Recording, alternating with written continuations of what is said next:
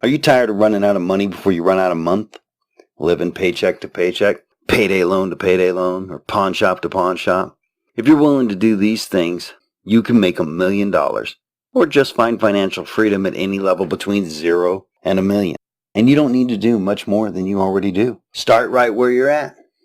Study the marketplace to identify the opportunities. Struggle to overcome the obstacles that are common for what you are looking to accomplish. Succeed at reaching your goals and living the life you want to have. The Bible says in 1 Timothy 6:10, the love of money is the root of all kinds of evil. Some people eager for money have wandered from the faith and pierced themselves with many griefs. Proverbs 21:5 says the plans of the diligent lead to profit as surely as haste leads to poverty. The strategy I just outlined is simple and low-key.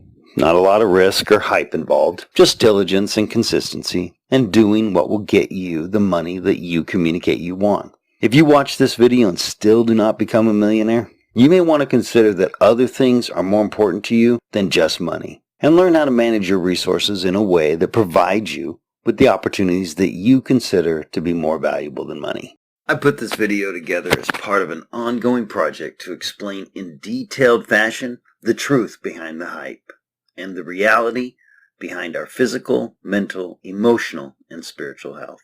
My goal is not to sound like you must choose to live the good life or choose to transcend the need for material possession, financial freedom, and great success. Nope. I want to be that resource that you can turn to in order to find a way to bridge the gap between the reality you live in every day and the things that capture your attention.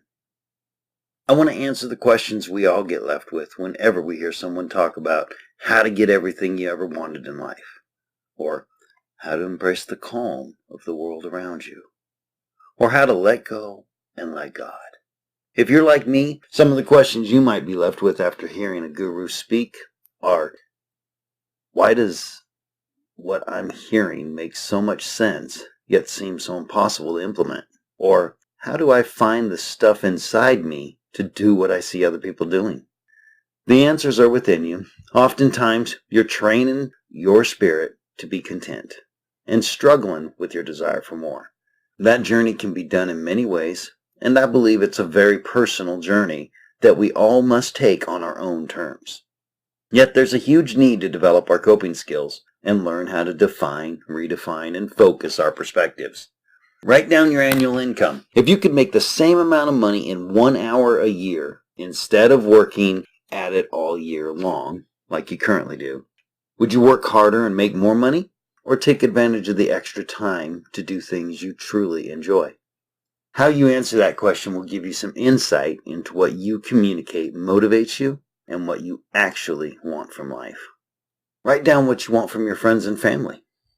If you could get all the amount of attention, love, and care from other people that you could ever want in just 1 hour a year, instead of going through the ups and downs and sometimes outright dysfunction of most relationships, would you work harder to improve the relationship and spend even more time with those people? Or would you take advantage of the extra time to do something else? What would you do? If your need for love, friendship, intimacy, recognition, and harmony was fully met, and you just did not need anything else from anyone else, would you try to reach out to new people? Would you look for ways to give more than you take in terms of love, friendship, intimacy, recognition, and harmony? How you answer that question will give you some insight into what you communicate that you want from others and what you actually want from your relationships. I don't think many of us expect to be perfect. We just don't want to feel like we're so messed up. I don't think many of us expect to be rich, but just don't want to be limited by lack of time, lack of money, or lack of resources. And I don't think many of us are interested in living for the moment. However, we don't want life to pass us by either. Perhaps that is why Jesus said, "What does it profit a man if he gains the whole world and yet loses his soul?"